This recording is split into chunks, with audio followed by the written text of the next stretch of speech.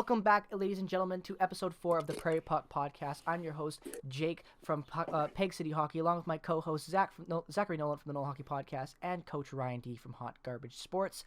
What a week of hockey. What a bunch of crazy events that have led to this episode, because the Winnipeg Jets not only completed the series sweep against the Edmonton Oilers, but they did it in a very, very fashionable way, I must add, in a triple overtime goal scored by Kyle Connor on a semi-break, and it was incredible, an incredible moment for this fan base and for everything. Our first sweep in franchise history. What was your favorite memory from that first round, Zach? I'm going to throw it over to you. Let me know what your favorite memory was, please. So I would say my favorite memory from that would probably be the comeback in Game 3.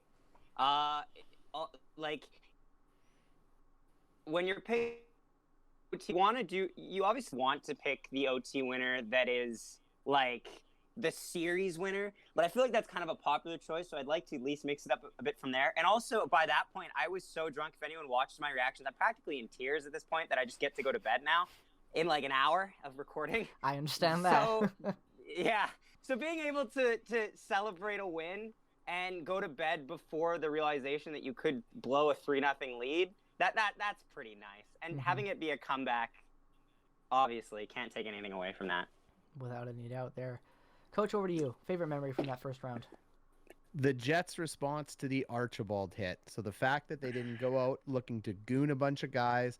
Also the fact in that game that they didn't decide at 4-1 to just drop the gloves and make a statement for next game.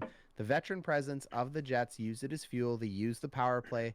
They scored a goal, they put another goal in, and they played it the right way, and that turns the series around. The reaction from that veterans Jets locker room to that hit and to being down 4-1, that's my favorite moment. Veteran leadership. Paul Maurice would be very proud of you, my friend, for mentioning that. But I honestly, Coach, I love that response. It's a very Coach-like response because it's something that I kind of relate to in a way as a Canucks fan when I was a kid, to that Aaron Rome situation, even though it's not even near as bad as it was.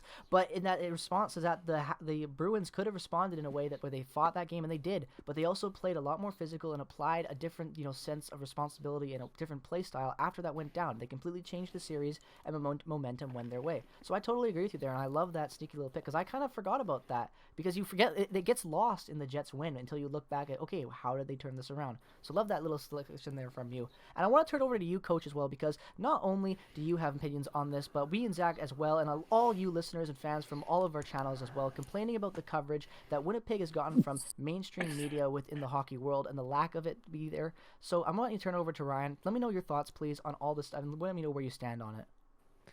Yeah, so I mean, if you're reading the narratives, if you're reading the newspaper, the clickbait articles, none of it talks about or gives success to Winnipeg beating Edmonton or Winnipeg being the better team than Edmonton. It is Connor McDavid and the Edmonton Oilers lost and gave that to Winnipeg. I don't like the distinction between it. And one guy told me, well, one team has to win and one team has to lose, so it's right. That's not the point. The point is Edmonton is done and they're out. Sense. Celebrate the winner. It is what it is, man. Simple minds, simple minds. So Winnipeg beats Edmonton. It's not like Edmonton handed the win to Winnipeg. Connor McDavid didn't show up and go, please, sir, take the series from me. He tried his best. He had a very good series overall. And now all of a sudden, all I'm hearing is, we're going to trade McDavid. Mike Smith didn't play good. And I'm sitting here going, let's talk about the fact that let's talk about the fact. The worst. Well, here's the big thing. The narrative flip I want to see, let's not talk about the best player in the world lost. Let's talk about maybe the best player in the world won. And that's Connor Hellebuyck. Without a doubt. People forget about this. When they go down their top 5 and they go McDavid and Matthews and McKinnon and Crosby, you got to throw Hellebuyck in that list right now.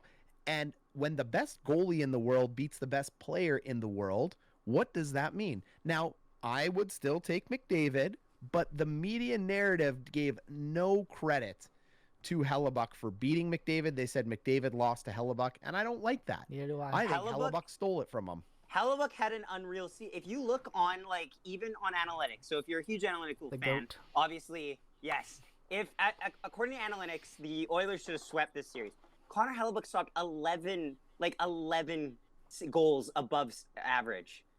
11 goals above expected, which would put him either first or second, depending on how Vasilevsky did in his last 1 or 2 games, he's up there. It's Yeah, unreal. so they call that stat GSAX. If you want to look at it, it's over at Evolve Hockey. And basically what the stat says is that how many shots did the goaltender save above what they should have saved. So an average goaltender in the NHL would be a 0. Below average gets a negative, positive gets a positive. And they're basically taking difficulty of shot chance as pertaining to what's a more likely scoring chance and assigning a number to that. And Connor Hellebuck finishes the series as a 6.82, the number 1 player in the playoffs. Number 2 right now is no longer Vasilevsky. It is actually Jack Campbell, who might have dropped. He might have dropped. He's tonight. 4.41. Yep, he didn't drop tonight. He's 4.41 after tonight. So Campbell's coming in at 2, Fleury's at 3, Vasilevsky's at 4, but there's nobody close to Hellebuck. That's the point. Hellebuck is almost 6 times better than the average NHL goaltender and almost 200% better than the next closest guy. It's crazy. Facts. Without a doubt.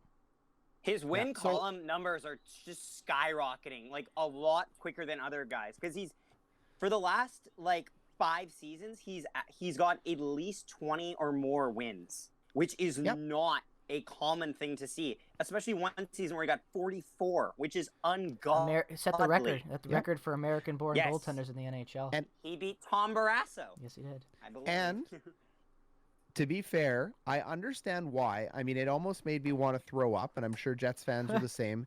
2 periods of intermission in the Sportsnet coverage in that final game. They only talked about the Oilers. They didn't mention the Jets once.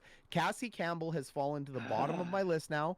I like Cassie until she just doesn't want to ever mention my hockey team. Exactly. So, sorry, Cassie. Apparently, you're into the other teams, and that's fine. Your favorite team's who is ever playing the Jets. So you can't be my favorite announcer. Thank you for the gold medals. I appreciate the effort out of that.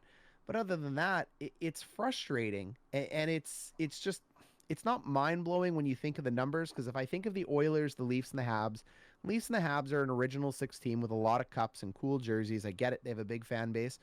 The city of Toronto is the 3rd largest city in North America. If you don't... I would like to beg there. Hey.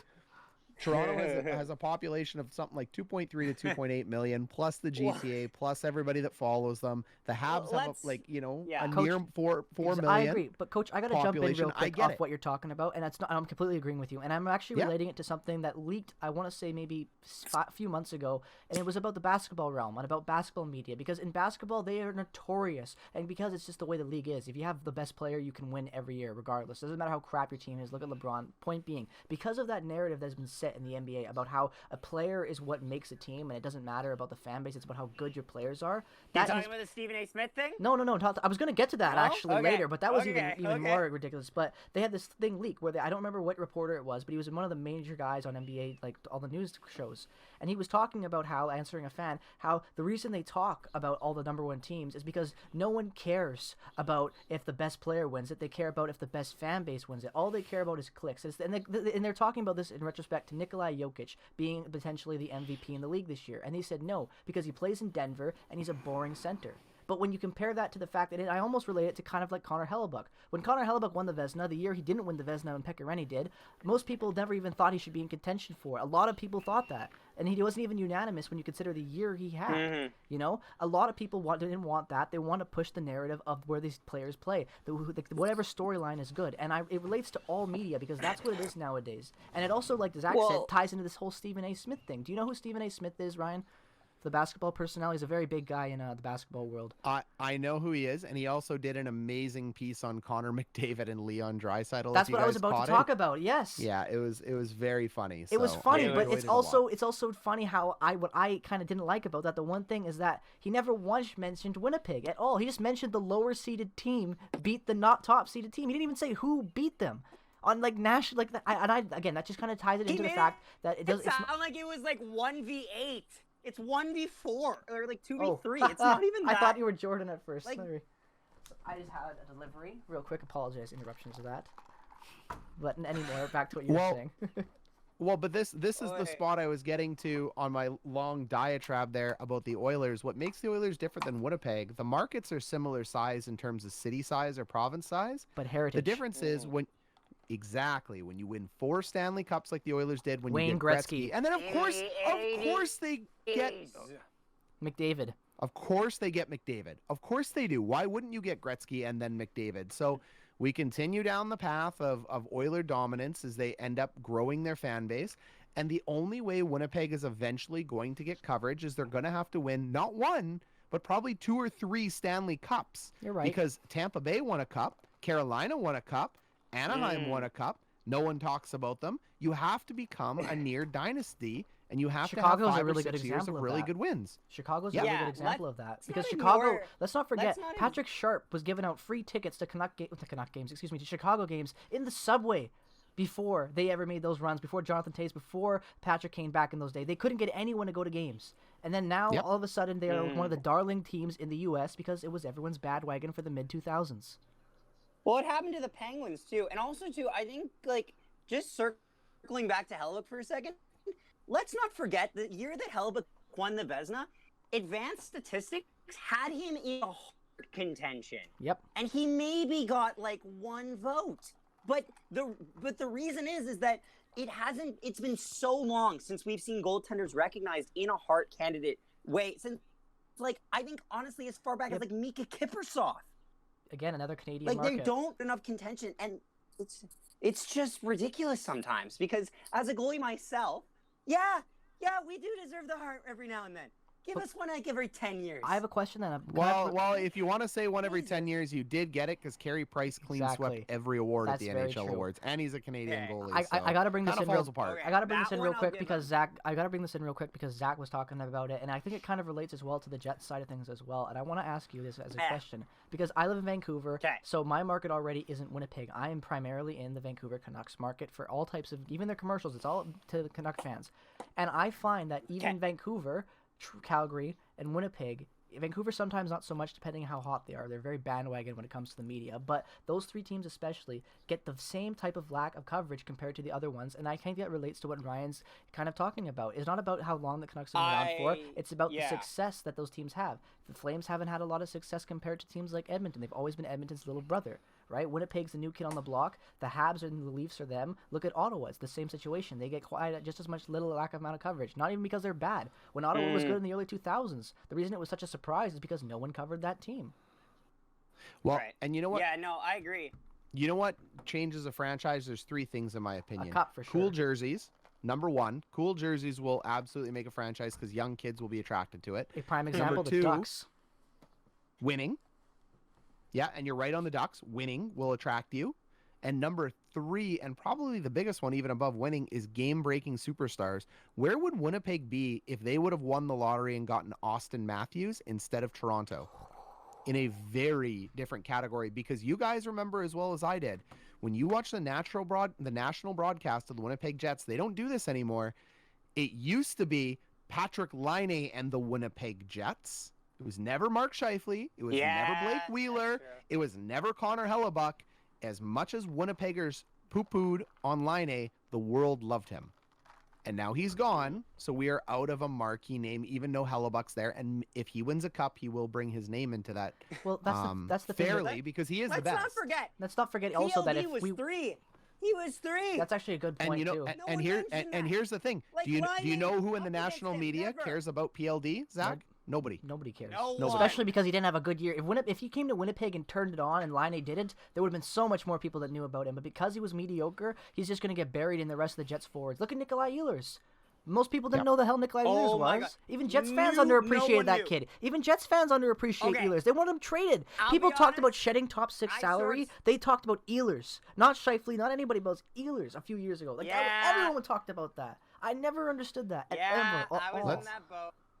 Okay, let's talk I was about one two. of those idiots. Let's talk about 2 parallels though, because I spend a lot of time talking with some really good Leafs fans. Ehlers and Willie Nylander.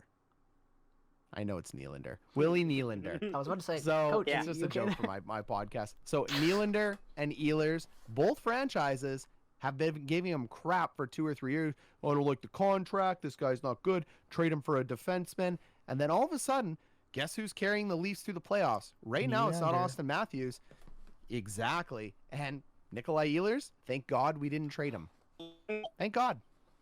It's the reason why I bought that man's jersey this year. He was my newest jersey purchase. I had to. Couldn't resist it. Absolutely. So That man's jersey. Technical difficulties, ladies and gentlemen. Stand by real quick. Yeah, I heard that. All right, we are back. hear Sorry that about that. But it's just how the podcasts go. Welcome to the realm of recording online. Nothing is ever perfect. Doesn't matter how much expensive your setup is, something can always go wrong. And back to what we were talking about, which I actually don't even remember. Lost my train of thought there. Coach, why don't you just take it a little bit? Get us back on direction. Ehlers, Nylander. There we go. So when you're thinking about a market, Ehlers, Nylander, it would have changed the Winnipeg Jets' fortune for sure to get Austin Matthews. Winnipeggers, I get it. We don't like the Leafs. We want to poop on the Leafs, but I'm sorry, Winnipeg Jets fans. Austin Matthews is the number 2, maybe number 3 best player in the world right now, not including no goalies. way. Period. Are you serious? Period. Are you serious? Yep, period. I'll fight you on my death for that. No way. No way. Not even close. He is. You're telling me over Crosby? You have him in your top Yep. 3 over Crosby? Oh, no way. No way. Wait, no wait. way. Yep. Who's your top 3? Jake. No way. Jake. He's over Crosby. No, he's not. Not in my book still. How old is Crosby? I don't care. Crosby's leadership, what he brings to the ice, how good he plays, how smart he is, the position that he plays as a center, the defensive side of it. No. I won't But take no. I'm sorry. I love Austin Matthews, but he's No, not my top you 3. don't- Not even close. But Matthews doesn't need to have leadership qualities at this time. Doesn't matter. He scored. There are other Don't guys give me on the the goal team total for this it. year. The goal total this year came in the Canadian division where everything was inflated, including Connor McDavid. But- He had a great What year, are but you not in the doing? normal looking. I'm being serious. Jake! Okay, so there's two things No that way. people don't look at No for Austin way. Matthews, Jake. Number 1, I'm not His saying he's a goals bad on the player. ice- You know that, by the way. I No, just want no, to no, clarify but right now. I'm He's just saying not here- my top I 3. know, That's all the but- argument is right now, ladies and gentlemen. Okay. I'm Is gonna he in your- I'm gonna- Is he in your top 5? Yes, 4, 5, 6, maybe around there. But okay. yes, without a doubt. I'm just saying Then top we'll 3. stop. There's not. I just can't imagine anyone putting him over those guys. Okay.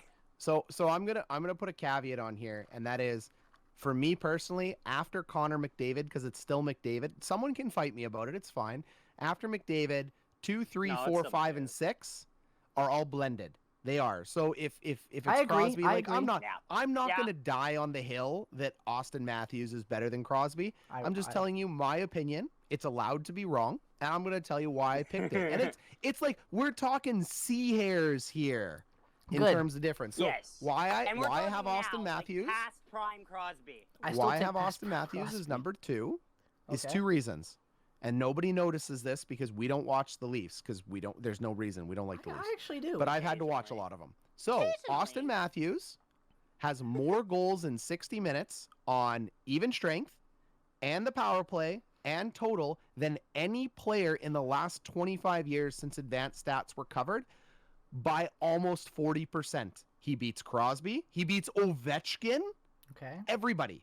Question. So goals at the premium are huge. You talk Right. about the Canadian division, but here's the fun thing. He has the least amount of empty net goals out of everybody and Okay. 0 this year. That's That's fine. huge. That's That the is Mark huge. Scheifele special. That's the Mark but Scheifele okay, special and right that's there. fine. And I'm not disagreeing with those stats there. But for me, why it doesn't break is that I gotta also ask this: going back in all those years, right? Maybe I didn't catch you hearing it, Coach. Is that just for this year, or is that in his career? No, that's his career. How? Because his career is 5 years long. Yep. And I know That's that's like, oh, that's impressive. very impressive, right? But also in that 5 years, also a very shortened year where he dominated the league in the goal count. How many did he outscore the second place by? Like I want to say 12. Yep. Or something like that. But here's the other thing That about boosts Austin it. Matthews that people don't give him credit for. Let's One see. of the better face-off men in the NHL, and then number 3, that's very important. Number 3, Yes. Austin Matthews has almost 150 more hits than anyone near his age category and blocked shots. This is a big man that throws the body, plays responsive defensively. McDavid just came into his own this year defensively. Throws the bod, McDavid. makes the block shots, makes the hits. He does the little things. The problem is, I think 2 things. One, he's American, so honestly, I don't know why I'm dying on this hill. Like, screw it. Honestly, Yeah, screw what it. are you But, doing, buddy? but, I'm trying to not be biased here. And then number 2, his mustache looks freaking stupid. Pedo. And like I can't help it. his face is punchable, so like you don't want to like him. Like when you look at the other guys, you're like, I want to like this guy. You don't want to like Mr. pulls his pants down for a security guard. I But was when it about comes to to say, pure apparently hockey, his ass is punchable, like allegedly. Okay. so that's me. So But, here's my like, top I'm 3. surprised you you guys use pick your own advanced top stats 3. to die on the hill, though, Coach. Because me and you both know that when it comes to advanced stats, you're not the biggest fan of them. I'm not, but when it comes to But goals, like even watching in the 60 eye minutes, test, 5-on-5, when it comes to evaluating goals on ice, 60 minutes 5-on-5, that's a hard stat to argue. okay, Because I'll give you that. when we I'll when give we you look that. at It's when we very look at goals impressive. in the Very season, impressive. yeah, when you look at goals in the season, you know what? How did you score those goals does come up. I know they say it doesn't matter how, it matters how many, but he wins on every category of goals. You can't cut up goals in any category where Austin Matthews isn't number one. Because And the not empty just net this stat. year, I in get his that. career. I get that. I get that. I also, people like to use the argument about the whole 4-game intro. That's a huge thing too, where it comes to the goal scorer being a goal scorer. And from that level, jumping in, I get that. But when I just look at him and I look at the caliber of players he has around him and other players in the league with age, with what they have around them, and I base everything off the eye test, history, and how much they've accomplished. And in my personal opinion, I haven't seen enough from Matthews to argue him being a top 3, not only because of the fact that he has great regular seasons. One, the Leafs potentially this year, let's be real, guys, we have no idea how it could happen. You could lose all these first rounds, never getting past it, not elevating enough in the playoffs to help get your team there with all the star power. That's a huge, huge thing for me. Success in the playoffs is how I rate a guy, and I haven't seen a lot out. Really? Yes. So you bring up a really good point here. You got Shifley like at 2, and you got Devontae Smith-Pelly at 3, right? If I'm ranking no, because that's purely playoffs. But success from a guy in the playoffs and his longevity of his career is important. And when I look at a guy like even Mark Shifley, maybe he's shit in the regular season defensively, but even in that last series, I liked a lot more of his play. And he looked more improved, and he looked more like a dynamic guy. And I think that's huge. I think Patrick Kane, Crosby, even Crosby these playoffs, Malkin, all these guys, they have led so much in the playoffs and done a lot. And Ovechkin, you can make the argument, failed a lot of times, but at least he finally persevered eventually and he's always been good in the playoffs. This the team never was.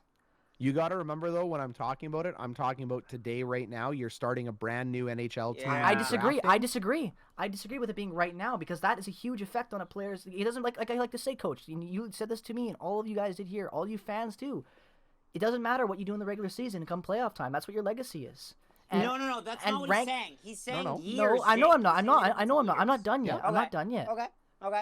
And when you're talking about, this year, if you're talking about the best players, for me, you never base it off of a year. Because if you base it off of a year, you can go look back and look at how many players were one-year wonders, right? And all these things that were great one year, top 5, whatever, and it doesn't matter. For me, it's longevity based with the stats to back it up. And Austin Matthews has great regular season stats, but you got to be at least somewhat able to project that into the playoffs. And if you can't, it shows a problem, especially with the team he has. That amount of weapons...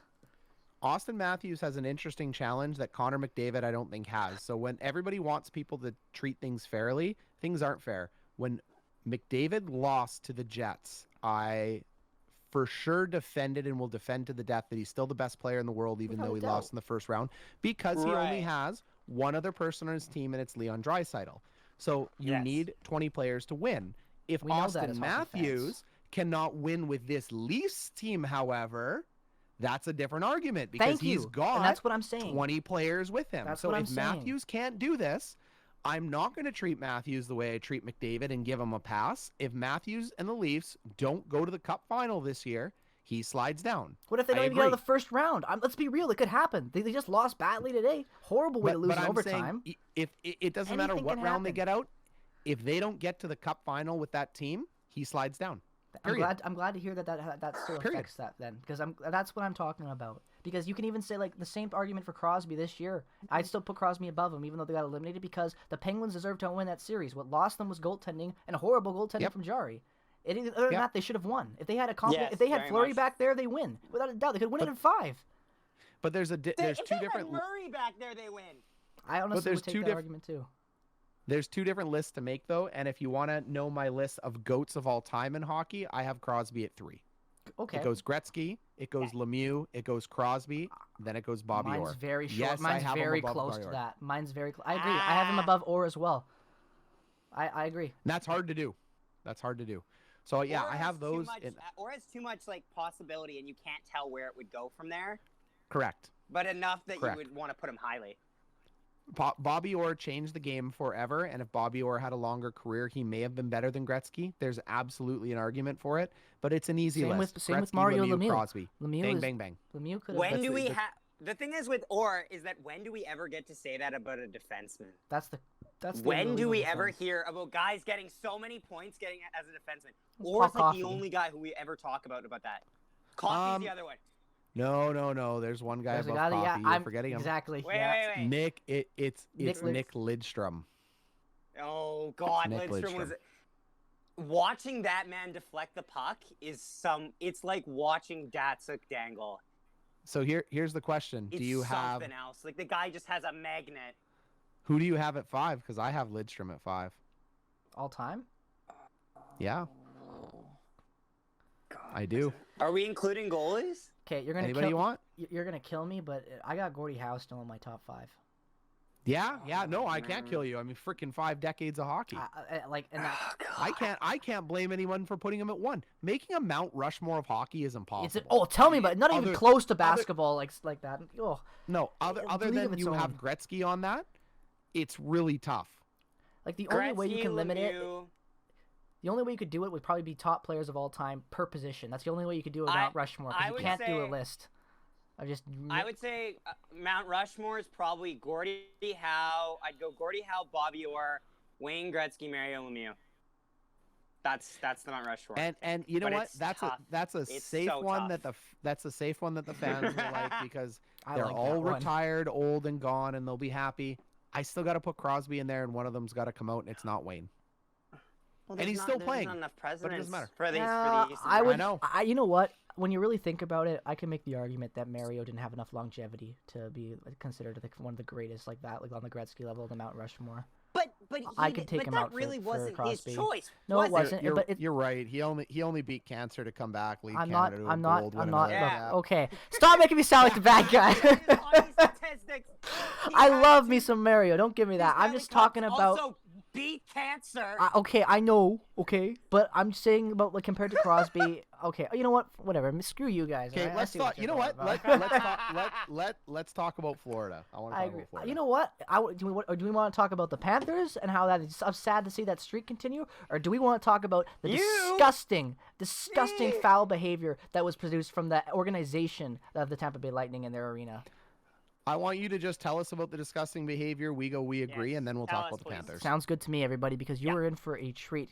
You know, if you've got children, remove them from the room because this is just disgusting. A father and a son, Florida Panther fans, drove up to go to the Tampa Bay game, and they were sitting right near the glass in what is considered club seating, or whatever the proper term is. The point being, it's 2% of the entire arena in seats. Those 2% of that arena, and that's the seating percentage, you cannot by any means wear any opposing team colors in that arena spot. Mostly due to the fact that it's all on TV, the arena doesn't want to show anything with the away teams there. A father and a son sold tickets as Florida fans, drove there, sat down, already in their seats, getting comfy pre-game.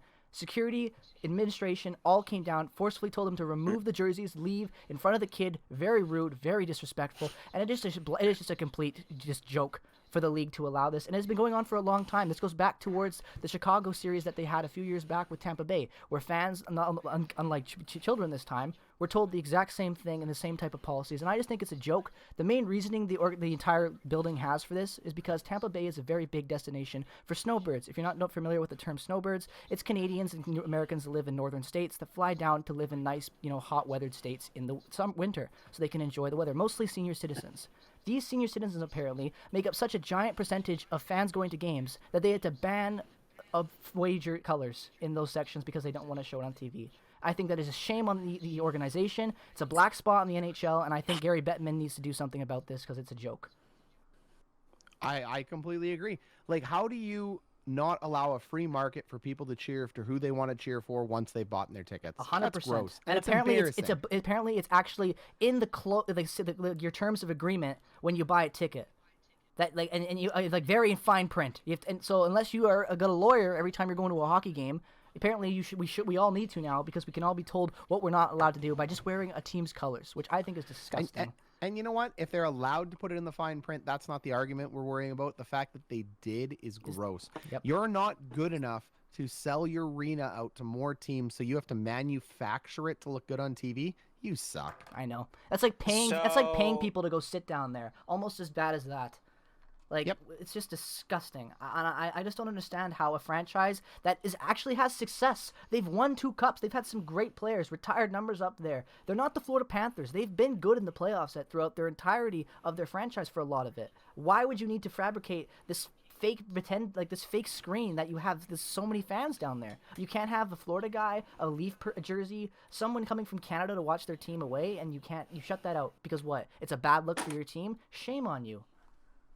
Absolutely shame on them, but you're missing the main point of this. This is a team in Florida, in the state of Florida. Are you surprised? In a way, yes.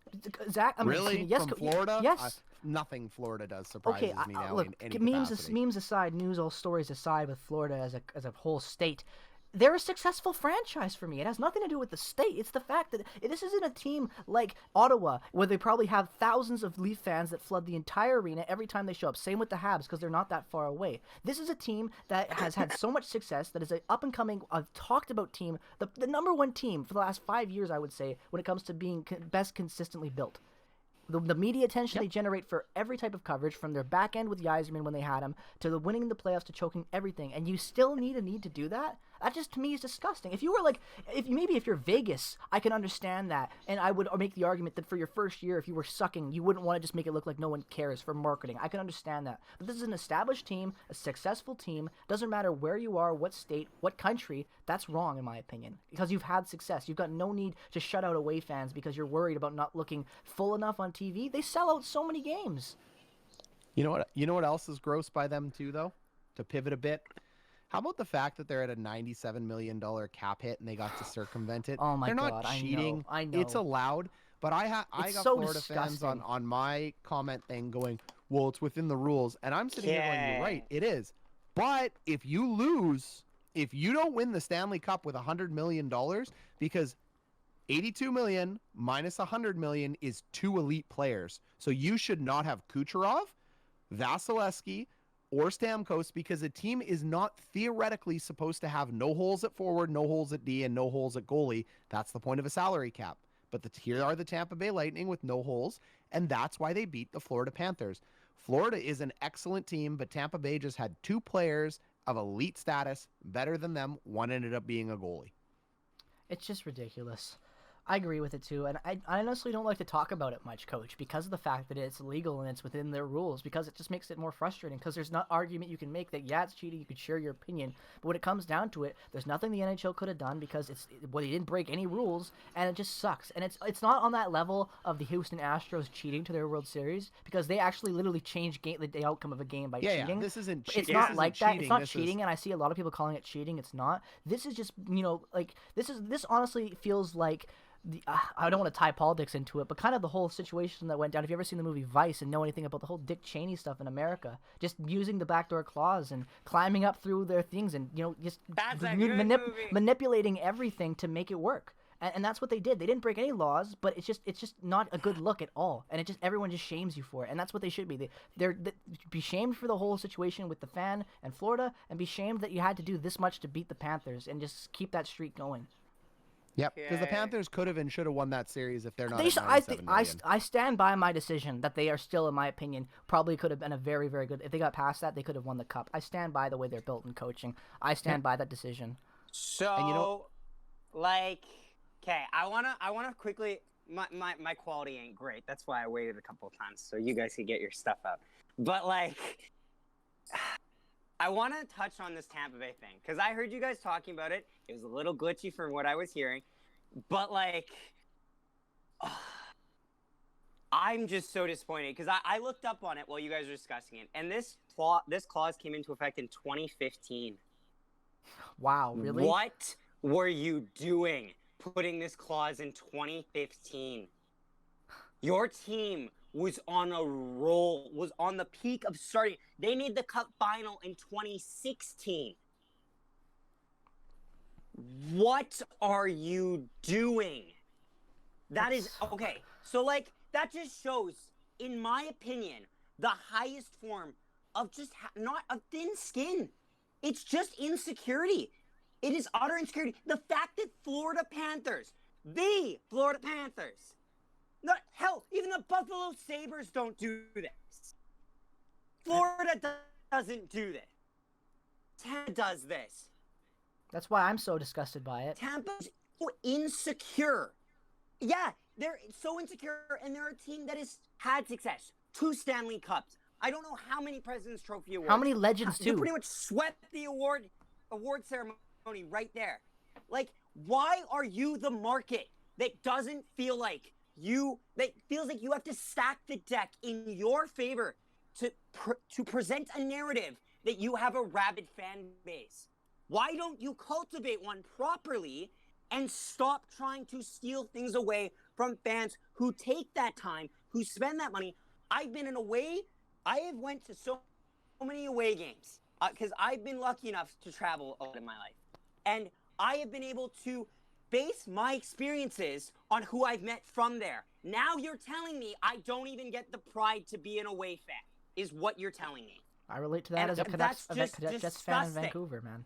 I agree. Well, and this is why, to me, Zach and Jake, why the NBA ends up killing the NHL. 100%. I mean, look at the two things the NBA does. One, they understand that super teams and players and people being fans of the league sell the league. So they don't sit here worrying about individual clubs. They worry about the NBA.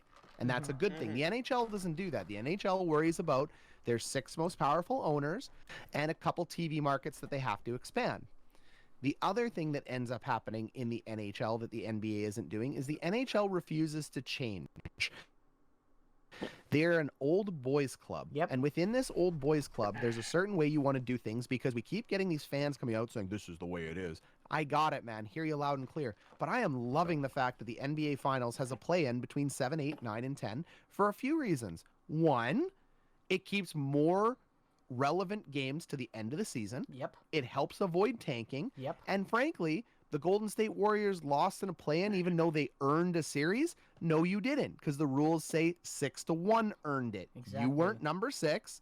Tough titty, buddy. Play your play-in, you lost. See you next year. It'll hurt the ratings in the sense that the Golden State Warriors are out, but what they lost in ratings for the Golden State Warriors going into the playoffs, they gained in meaningful games between 7, 8, 9, 10 teams, because every team playing from 7, 8, 9, 5, 4, and 6, I don't know why I got there in that order, but I did. They're all playing to avoid that 7 spot. Yeah. So you have a battle for 6-1, you have a battle for 1 and 2 to get home court advantage, and you have a battle for position 10, so you end up making the playoffs. So that's a lot more meaningful games, and the whole league makes more money that way. I agree, and I also, to throw it in a little bit more, I think it helps grows the game immensely within smaller fan bases that might not have the best odds every year. You know, having more teams make the playoffs and potentially could go on miracle runs. It's great for the league. It's great for the news in general, but it's also great for that fan base to gain more traction, more spotlight, and it helps grows the game in smaller cities. You know, like for example, I'm a Portland Trailblazers fan. Very small market, not a lot of big stars, even though we have one of the greatest point guards in the league. And if they were to go on a deep run like they did when they went to the Western Conference Finals a few years ago, that was great coverage for Dame and the team, and they wouldn't have got that without that because it's just how the market is. And I think that's kind of like the Jets too. A lot more people know who the Jets players are because of that series against Nashville. You know, that was huge for our coverage. It just sucks that it was against Nashville, not a team like the Leafs or LA or someone like that with a bigger American market. But it's still good to see. So I'm in total agreement there. I wish the NHL could do more to help those teams on the bubble. Yep. That's what hurts the Jets is playing in the Western Conference. Look at what that whole run did for the Vegas Golden Knights.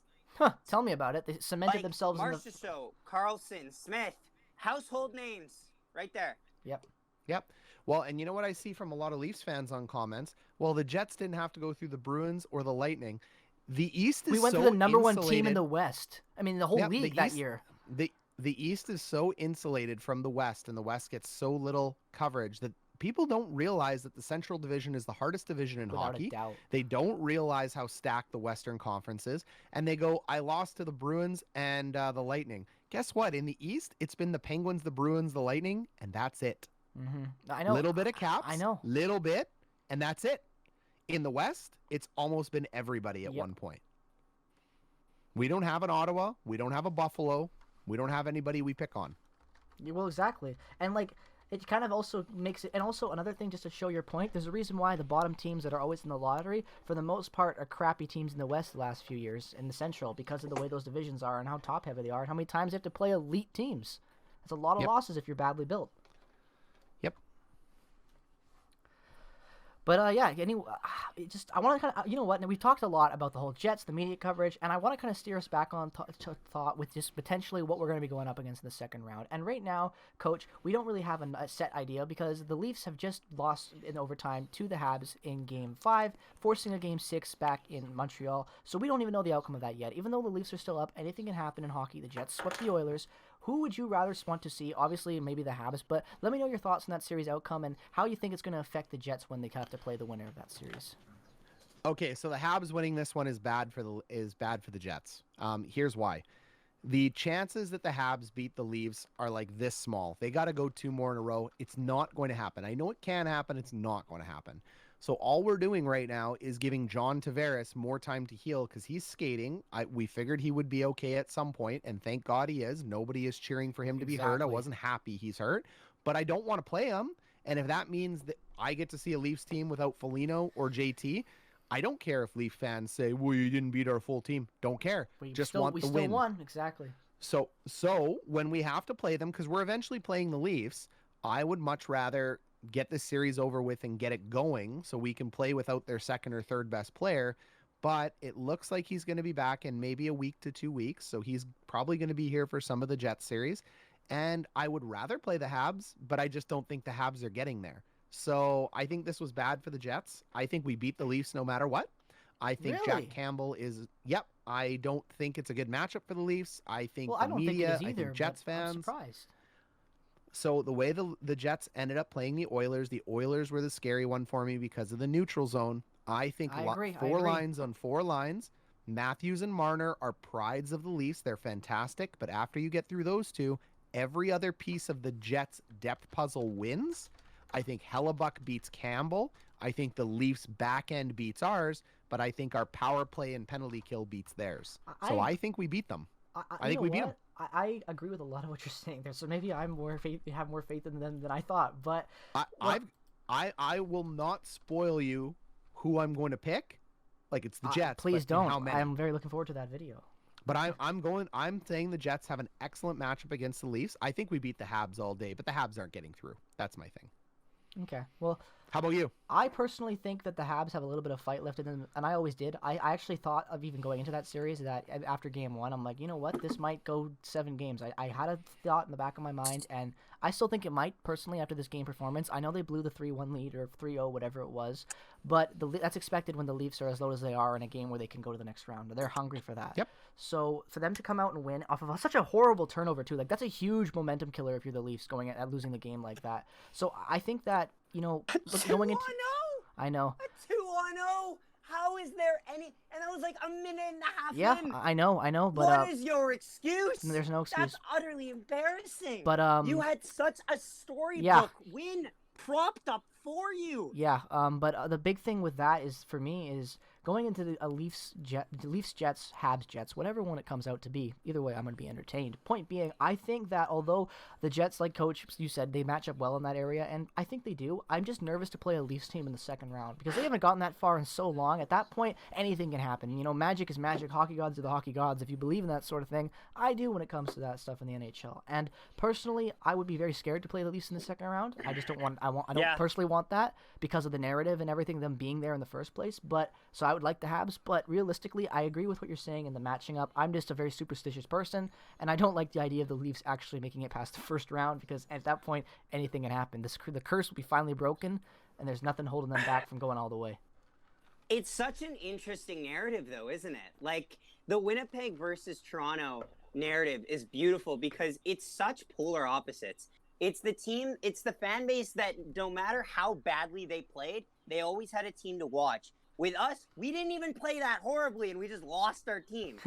We got a team back. And, just looking at it, it's a team that analytics say shouldn't be there against a team that has a 25...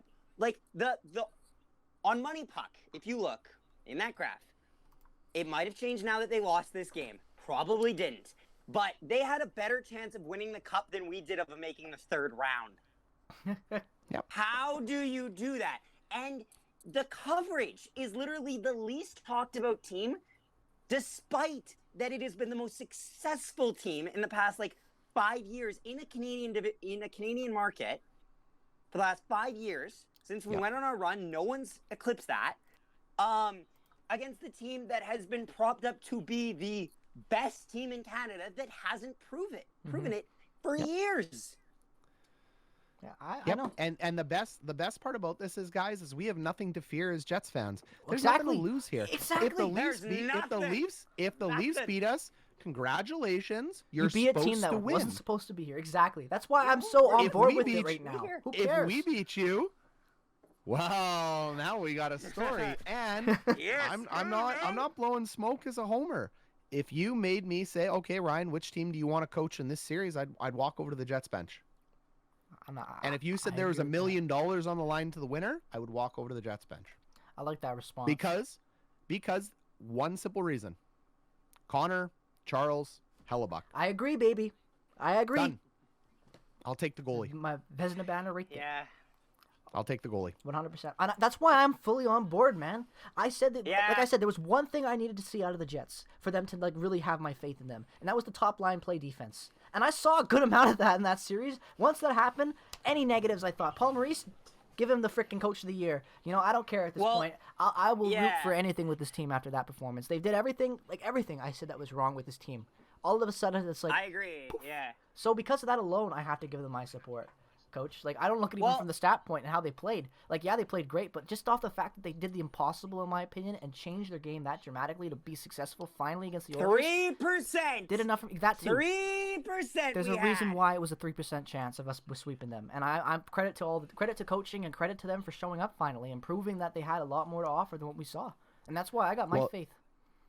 Here's something interesting for Jets fans to think about as it goes in, and Leafs fans should be listening really intently. You've lost 2 games to the Habs because of Carey Price, and you had a 2-1 victory in one of those games over Carey Price. Now you have a goalie better than Carey Price coming in to play you with a team that, unlike the Montreal Canadiens, has actual goal scorers. There is no one on depth Montreal. Scoring. I don't care what anybody says. I like Suzuki. I like Caulfield. I like KK. Toffoli's their top scorer. They don't have a goal scorer. We have an endless amount of goal scorers. We have one of the deepest forward lines out there. So what are you going to do when Connor, Charles, Hellebuck, and 4 actual lines come to, F up you? If you break Jack... There's a Hulk Hogan moment there. Exactly. If you and I've been saying this, me and Coach, you've been talking about this a lot. When back into the first episodes, even we're talking about the whole Hamburglar effect in the NHL with those goalies. If you get through Jack Campbell in Game 1, bye Jack Campbell. Oh, that's the strategy I'd be using if I was the 100%. Jets. I would run his net. I would throw everything in front of him. 2. Yep. I would throw everything in front of him. I'd get off his game. I'd fly by him. I'd stick him. I'd slash everything. I don't care if I lose the first game. The only thing I am doing is screwing with Jack Campbell. Mm-hmm. I agree. That's what my strategy would be too. And here's the thing, Zach. Tell me about this as a goalie, Zach. So you're a goalie. Okay. Yeah. He came into the league highly touted and failed. Then he comes to the Leafs and he gets a little bit of success. It's only been 1 or 2 months of success. Thank you. Yes. If you put in 2 or 3 on Jack Campbell, is that PTSD not going to kick in? His confidence is going to shatter. Okay, so as a goalie who has never won a city championship, who's gotten close on 2 occasions, yes, it 100% hurt. It sucks because you feel like you begin to put this game and that whole year into the category of pretty much your struggles, I would say. Like as a goalie myself, because we're told not to hang losses on goaltenders, but goaltenders do that anyway on their own. Yep. For me, whenever I look back on the games that just didn't go my way, I really try to blank out those games out of my mind, especially the ones that were really my fault. And there's a folder there, and there's a folder I cannot escape of those ones that you needed to have back and you could not do it. Yep. And when you get to that opportunity again, if it goes the same way, that's immediately what you think about.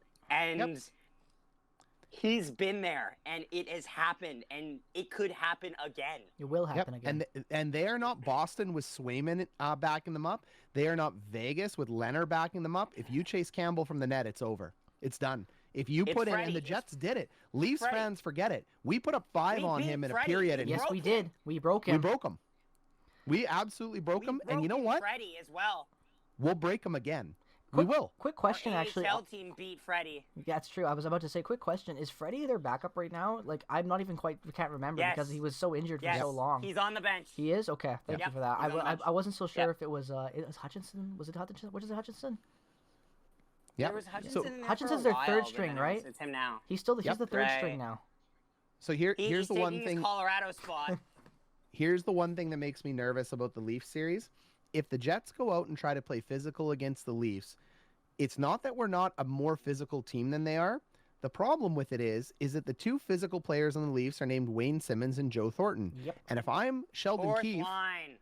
I do not care if Wayne Simmons or Joe Thornton take a penalty and go to the box. The Jets cannot afford to lose Adam Lowry to the box. They can't afford to lose Andrew Kopp to the box. We could kind of afford to lose Logan Stanley, but that's after Stanley.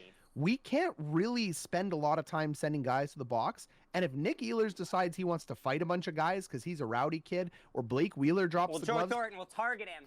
with these clowns, they're going to go to the box, and that's going to put the Leafs scorers on, and they're going to score. So we need to stay out of the crap and actually beat them with skill. Well, I'm not saying don't hit them. I'm saying stay out of the crap. I actually, Coach, kind of approach that in the opposite light because like you said, Really? Yes, hear me out. If you are the Leafs, and like you said, you're Sheldon Keefe, and you can have those guys play physical, maybe throw not a dirty hit, but one that's a penalty for sure, and have them go off and it'd be okay, like something that you wouldn't be upset about, even though the Jets scorers are as good as they are and their power play is their power play.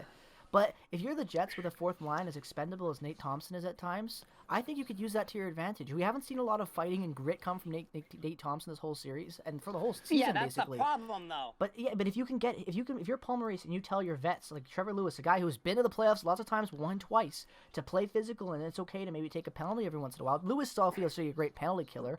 But point being is that if you're going to, I think you can play a little physical and expend those guys and get that bottom six really physical game. Have that fourth line go against that fourth line of the Leafs and fight them. Play physical, play that old style hockey that they know how to play in the playoffs. And because if you beat the Leafs team and you get a lot of goal scoring, you beat them down. They don't have a lot of grit up top still. And I want to clarify though, line 4 on line 4, I agree with you. I just want to clarify, line 4 on line 4, I agree. But Wayne Simmons and Joe Thornton are going to get matched up against the Stars, and our top six gets chippy, and they have a little bit. They got pride. They should have pride. That's why they got to stay away from. That's why I have to stay away from. Those I call it. They have to stay away from it. I agree, but I call it goon management it's Wayne there. Simmons. Yeah, but I call it goon management. You see those guys come on, and it doesn't matter at that point if your top line's on. If you see that happen, and you're Paul Maurice, pull off a winger or pull off somebody, and then throw out Nate Thompson and have him just lay an absolute deck him, like if he's going up. If you're matching against that goon matchup, like have those guys, and they're not obviously going to be gooning, but point being is that have those guys be ready to come in and make those plays if you see that happening. I think that's a huge way to blow a hole in the Leafs' physicality as a whole, because they don't have out of that though. Like you said though, Coach, going back to the whole Matthews thing, he has been a guy with a lot of hits. They do get some hitting from that top six, obviously, group of forwards, but they still have a lot of weakness too. Willie Nylander's maybe a little hot-headed, but he's like an Ehlers. He's not a huge, super big guy. If you can play physical on those guys and then manage it out with your guys playing physical against the goons, you can play old school hockey and match it up well against that. I think the longevity of the series depends on it. Physicality, like 100%. Hyman's chippy though too as well. Yeah, but again, Hyman. You gotta watch that. Chippy is fine. Chippy's fine. What I'm talking about is coincidental penalties, Zach. I don't want to send anybody to the box with Simmons and Thornton. You don't want scrumming. Okay. Can we also throw in Foligno in there? Yep. Can we throw him in there? Because I think. But here's the thing: he's injured, if you took Blake Wheeler and Nick Foligno and put them in the box together, that's you don't lose anything. Both are good players. You don't lose. Yes. Any player who is not named. Factor. Any player not on our fourth line that goes to the penalty box with Wayne Simmons wins every time. Well, yeah, for not sure. that he beat him up. 100%. He wins in the sack that getting Wayne Simmons off the ice means nothing to the Leafs skill-wise, but it means everything to the Jets that top nine is in the box. And you're right, Coach. That's what Jumbo Joe was able to do in Ehlers in that game where Ehlers got injured. He was able to get him off that box because Ehlers responded. He's like you said, hot-headed, a young guy with a lot of wants to stand up for himself. I agree. But you know who we should be picking on though. Oh yeah, for sure, Mitch Marner. Marner. No. If Rasmus Sandin gets dressed, and he may not because he frickin' blew it tonight, but he is this two-headed. He's the slightly better Sami Niku because he's a little more skilled. He's a but little he has more this defensive. weird little way about him where he doesn't pick up his head properly. Offensively gifted, defensively not gifted. And Corey Perry laid him the frick out tonight, and he turned over 2 pucks because of it. When Sandin's on that ice, you lay hit after hit after hit, and Not you to can talk mention, to get me some about retaliation Wheeler for that. all you want. Yeah, give me that retaliation Isn't this for the the reverse guy hit on who Wheeler. hit Blake Wheeler with who the hit reverse Wheeler? hit. Yes, right. That's the one. Yep. Yes. and Rasmus that's the thing Sandin that gets a Greg lot of Connor did ice. that. He gets a lot of offensive opportunity ice, but he has holes in his game, and you can blow him up. Yep, I agree. But Right. like I would pick on that guy all day. I'd pick on a lot on Mitch Marner too, because he's small, he's gifted, and the The Jets have thing some is size down the that- middle. Right. And I think it's very important that we have to state now that we are in a very unique situation because, like we've said, we are not the favorite to win this. We are not the favorite to, I think, win any playoff series, any matchup. And so what has to happen is game plan. Game plan is the most key thing to this team more than any other team in the playoffs, I would argue, because we have the tools to win, but we do not have the odds on our side. Like, statistically speaking, if you just played a run-of-the-mill game, we will lose. But if we have a strategy going in, which we need to have, I cannot stress that enough, that is how you will win games. It's not who you play, it's how you play them. Yep. Well, and your strategy is got to be line by line. So on your line 1, your Hyman, Marner, and Matthews line, it isn't keying in on Matthews. After the whistle, Pionk better be in Matthews' face all day. 100%. But you said it, Jake. The key is to key in on Mitch Marner because Mitch Marner gets every puck for Austin Matthews. He doesn't get his own pucks. Exactly. Marner does. If you stop Marner from getting to the corner because I know people think he's tiny and soft. He is tough as freaking nails. He's fast. He closes gaps quickly, and he's uber talented. Stop him from getting on you on the forecheck and turning pucks over. You'll shut Matthews down because Matthews does not score if Marner doesn't get him the puck. Period. I agree, he doesn't. man. That's why I So said Marner's the key to that line. Line 2, your key is you have to get JT off his game. Willie is their best player. Who knows if absolutely JT's is. coming back anytime soon? I know he was skating today, but JT's coming back. Let's assume it. I got a feeling he's gonna have a Pavelski thing. I got a theory in my head. He's having Because- a Pavelski set game 7. Because if JT doesn't it's come just back, matched up hockey gods. yeah, Galchenyuk, Nylander, and Foligno, because he'll be back, they're going to eat dust from Stasny, Dubois, and Ehlers. They Yep. will. yeah, 100%. They will. No JT. Number 2 line will Also, shut them down. Before They we're will underappreciate how freaking good Stasny is at shutting guys like that down. I also just gotta Period. say, I agree, man. And I also just gotta talk about this because even though he hasn't been the most impactful player this year on the Jets since arriving, KLD. there is one exactly the Leaf killer from last year. Yeah. If we get anything like that performance he had in Columbus in the qualifying rounds last year, the COVID Bowl, as I like to call it, that could change the complete outcome of that series, even make it shorter. And I'm not just saying that, Leafs fans, because you know what he was like to you, so we have no idea what could happen with that. And I just want to point that out because he is a complete wild card, and it's going to be. I really hope to see a lot out of him. I want him to do well in that series. He needs to make a name for himself in Winnipeg. I've also touted this as well. Underrated Leaf killer on the third line, Mason Appleton. Oh yeah, for sure. For sure. I can't hear you guys right now if you can hear me. We're having a little bit of an issue there, but we'll have it all sorted out in 1 second.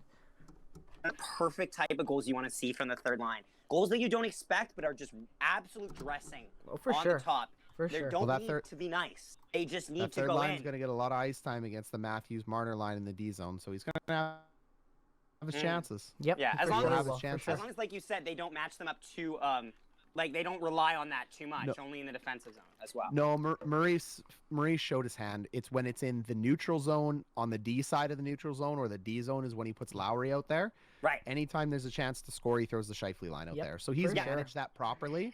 So the That's Lowry fine. line's only job is to get out of the D zone and then do that. So Mm. yeah.